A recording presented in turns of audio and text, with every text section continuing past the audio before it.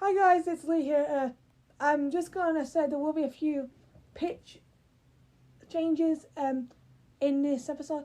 That is because I recorded this podcast in two different places, and also it's been delayed because of a pesky cold, which yes can't be helped, and unfortunately that obviously caused a lot of issues. So I hope you enjoy this episode and enjoy the magic and the comedy. Welcome back to Phasma and Giants. I hope you enjoy this episode.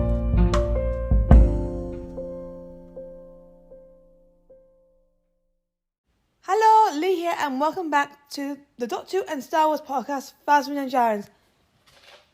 To start with, I stand with the strikers. That's it. Let's quickly move on to the main topic in hand, Ahsoka.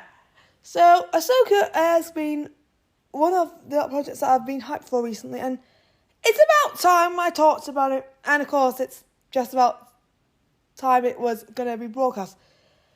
So, in case you have missed it, it begins on the 23rd of August, 2 episodes, and runs for 7 weeks. So it'll be 1 episode after the 2 episode premiere. So that's going to be fun. Let's get started. I have enjoyed the trailers they've released. Obviously, there's been some great ones. If you want to have a look back at the 5-minute shot on Ahsoka trailer 2, you're in luck because I'm going to play it for you right now. I hope you enjoy the next 5 minutes.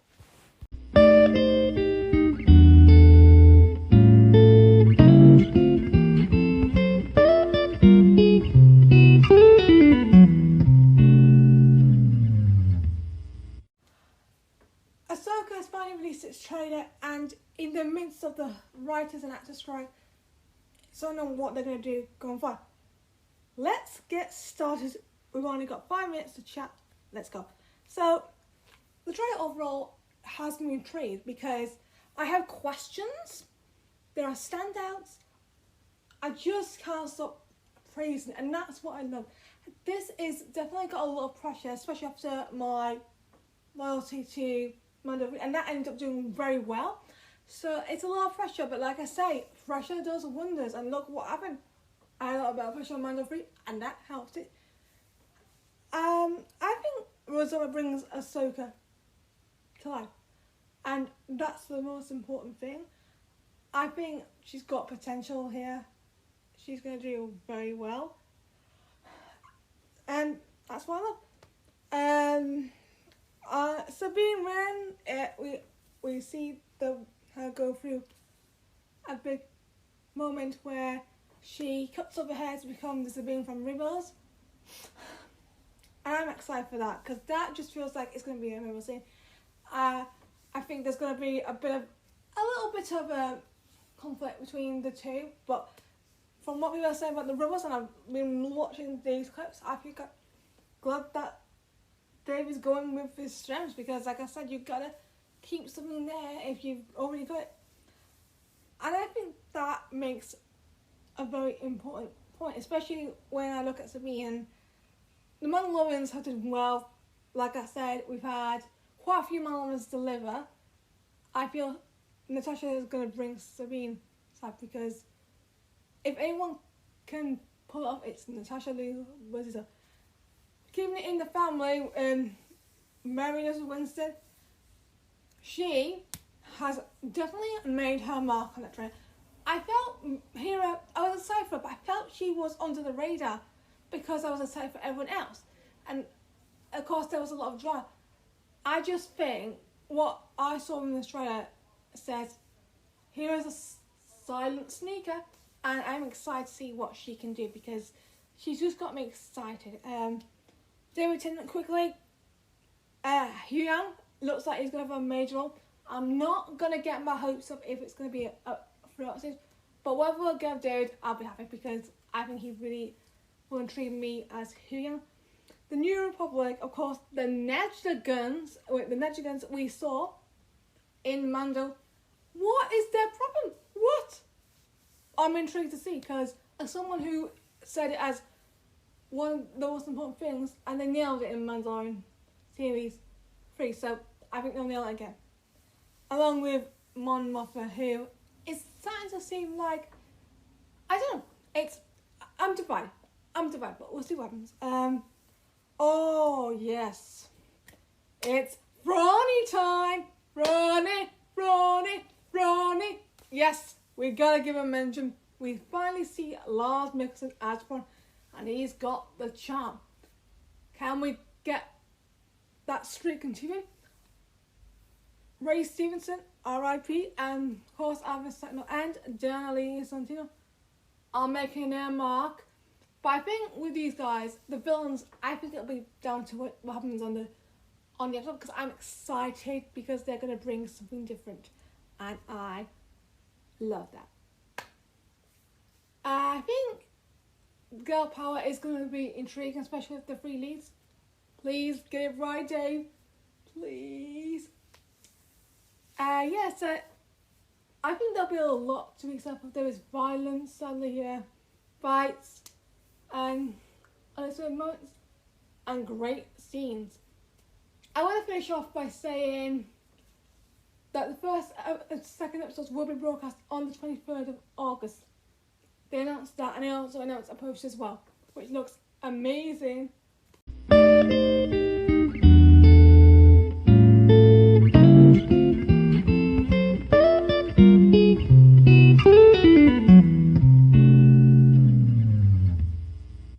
Let's begin with Rosario Dawson herself. Now, I've been looking at all this information and processing it, of course. And what is going to be exciting is she's going to mentor Sabine Wren. And we'll get to Natasha Liu Bridgesil very soon. I think she's got some potential here. I rewatched The Jedi a few weeks ago.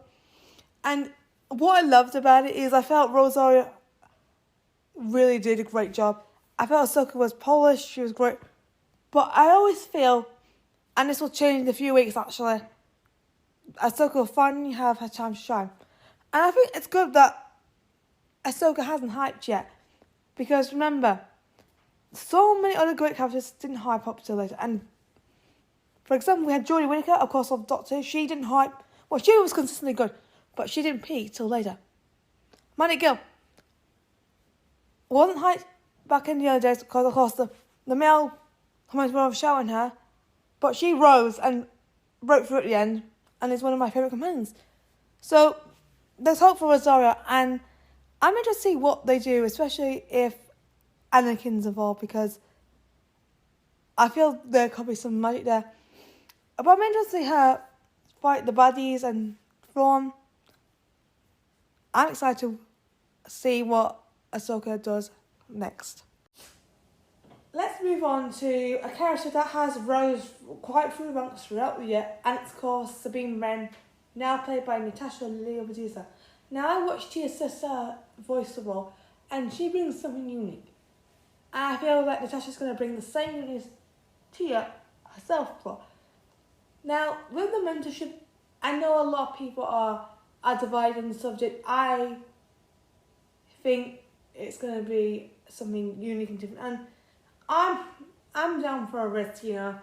I'm here for risks. Look what happened with the time I was a child. I wasn't a particularly huge fan at the start before I think here. But even though the review episode wasn't the strongest, once again, it grew and actually had a good result. Same with the Darksaber, good result. And Sabine has played with the Darksaber, a lightsaber before, so she is definitely fun, but she needs a bit more control. And Ahsoka does train it in the clips, so I'm interested to see how that goes. But also, her sparring with Eva Sentinel's Shinhachi is going to be very interesting, because there's been a few rumours about that from the fans, and a lot of fans are, well, not a lot of fans, a few fans are wanting something very different, which, you know, I'm down for if it's the approach they're going for. But like I said, whatever happens, I'm pretty sure there'll be fans who will support that idea, and I think it'd be nice to see that. But I'm interested to see what happens there. I'm just want to see Sabine be unique because there's so many great female characters out there. We've had Fennec Shand, we've had Bo-Katan Kryze, and they've slayed it in the last 2 years, so I think Sabine will do just so. Let's move on to another rising star.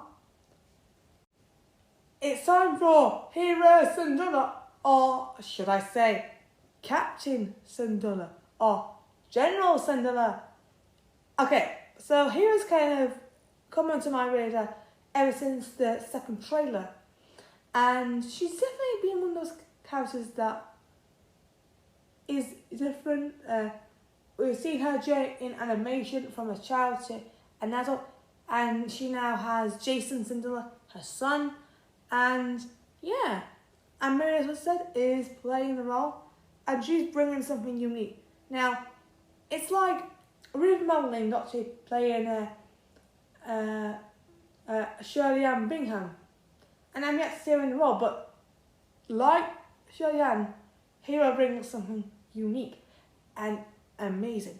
And like I say, her performance, Mary's performance in that trailer was like, yes. And yeah, I'm excited to see what they do. Obviously, it's a big role. I'm just hoping that Hero gets a great role because she is a talent, and I feel like she could be that person who comes out and says, no one counts me out, and I like that. Speaking of Doctor Who, it's time for the Tenant. Yes, David Tennant, of course, is one of the actors that I've been hyped for in this show, of course. He's voicing Huyang, and I'm so excited for him. I feel like, yes, I'm still worried with him in Doctor Who, you know.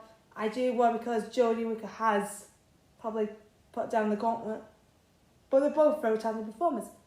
But with this, who could help 14 away because they're both kind of unique.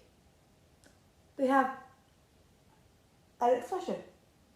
They have, well, Huyang has something unique and a great expression. And I think when I look at what I've seen already, he's obviously got quite a big role. Is it a major role? I don't know. But I'm excited to see how he fits in this little group because he's going to be that star that shines. There are quite a few villains in this course series. We've got, of course, Shin Hati and Bayon Skull, Morgan Elsbeth, and of course Thrawn. And I think there's going to be something unique with all four because I just think they're very amazing actors.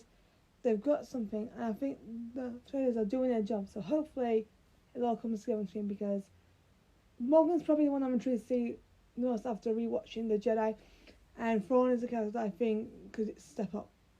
And I still think his intro is really good. But the other two, they're new. She and Bayon will come in and slay it with that first scene, and that makes me feel happy. Rosario has said that Ahsoka is a lone wolf, a rolling light wanderer, and committed to a single goal: hunting down Thrawn for good so she can find Ezra Bridger. So, with obviously Ezra and Thrawn spinning together back at the end of Rebels, obviously it's going to mean a lot as she has a huge respect for Ezra. I mean, she did help him escape the world between worlds. She gave him tips, of course, and I think it's important to look at that as a person who is a fortress or helping another fortress. So I really love that. And I'm interested to see how Sabine ties into this as well because obviously the snow mission is a big one. We've already seen a bit of it, and I'm excited for what is next for Ahsoka. There has been some screens. Luckily I haven't been spoiled yet, but from what I've been hearing spoiled free, it's looking very good for everyone, which is the most important thing, especially coming after Mandalorian Series 3, which ended up doing quite well for me. It was well divided by the time, but it's given them like that hope, and especially with the leads, especially with Hera. It's given hope that Hera's going to get the development she deserves, and good for her, because she's one of the ones that I'm hyped for. Sabine as well, Ahsoka of course, but I can tell you something, Takana's getting praise. we're in for something special, and that makes me happy as a fan. They have released a clip on the internet, and I think it looks amazing. Amazing. So we've got Hera piloting a ship with Chopper being an absolute pain and nutter, and she tells him to keep his lid on. I'm like, what?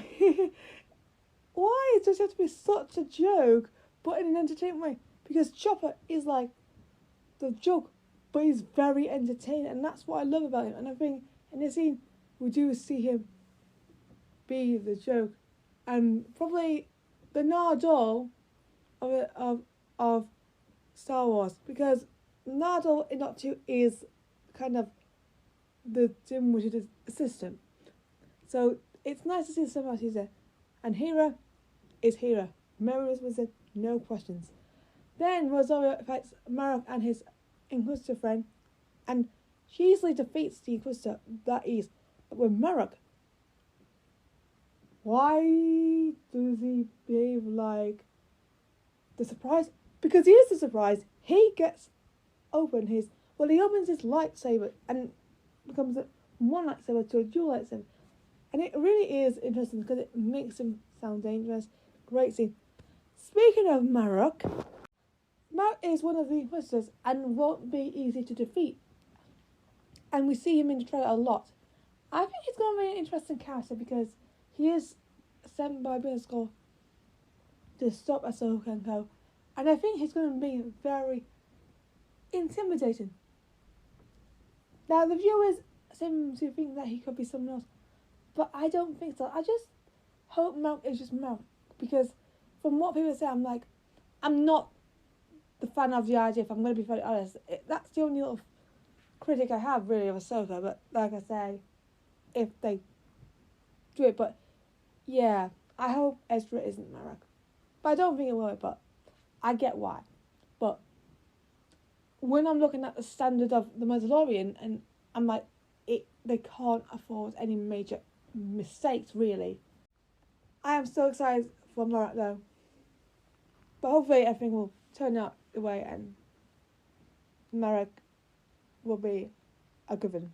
Finally, Mon Mothma is back, and I'm interested to see what kind of role Mon has in the New Republic at this current stage. What we know from the Mandalorian is they're not doing the best job in stopping potential threats, and that led to the Mandalorian's interference. Ginny Variety is returning to the role, and I'm interested to see what she can do. I do feel it's going to be an interesting thing, especially with the New Republic. So whatever they do, it's going to have a big effect.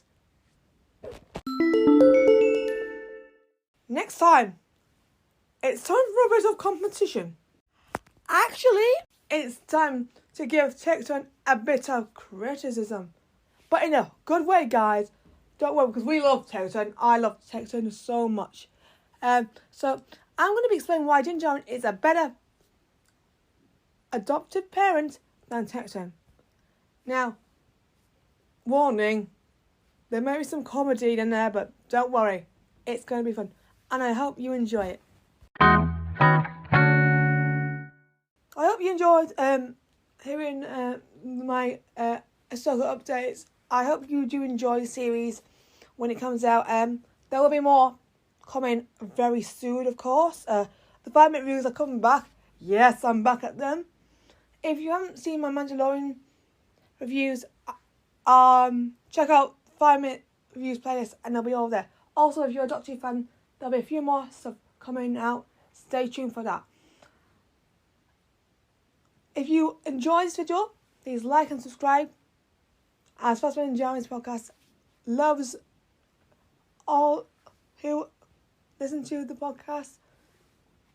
I want you guys to enjoy it and have fun and try and get a bit of it, but also try and make a bit of criticism comedy as well, so it's not too dark. I'll see you next time, and thank you for watching.